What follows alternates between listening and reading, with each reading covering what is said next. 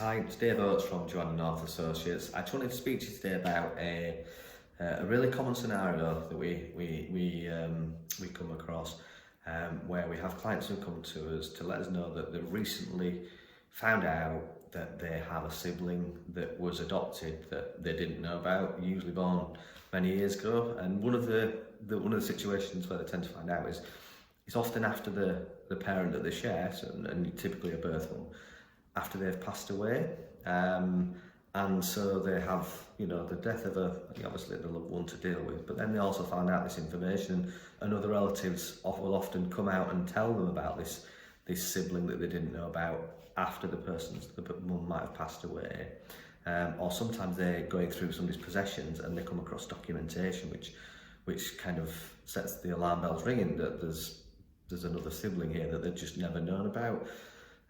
It's a really common scenario, and it can be quite difficult to comprehend that you've had a mum who you've known all your life and that they've had another baby that was adopted and have never spoken about, especially when you might have a really close relationship or have had a close relationship with your mum.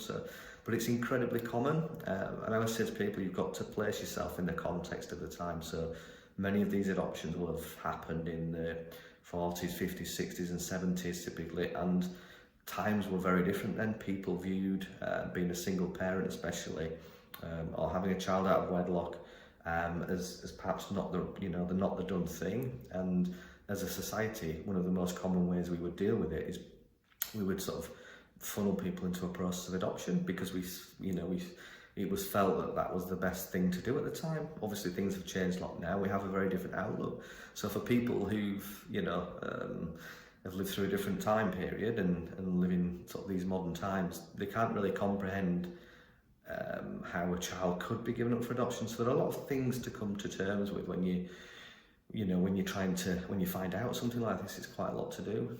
The natural progression for a lot of people is that they will want to then go on and find that adoptee, and it is possible to do that, but there are things to think about before you do. Obviously the motivation, what you're hoping to get out of it, because you don't know what you're going to find ever in that process, and it's possible that the adoptee may have passed away themselves. They might not know they're adopted, which is quite rare in my experience, but it can happen. And so you've got to consider what the potential outcomes are, and you could contact an adoptee who ultimately doesn't want contact or doesn't make any contact. The way that adoption law is in England and Wales especially, relatives are not allowed to know the identity of an adoptee. The only time that can change effectively is if that adoptee consents to sharing that information. And the only way to find that out is really to try and contact them. The first step we advise everyone to do if you're thinking about finding an adoptee is put your details on the adoption contact register, because it's possible that adoptee has themselves wanted to look before and has pre-registered a wish about their preferences over contact, and that can be done via the government website. If you just Google adoption contact register, you should find that quite easily. But if you get to a stage where you want to go and find an adoptee and want more help and advice, then please get in touch and we'll be happy to try and help you. Thanks for watching.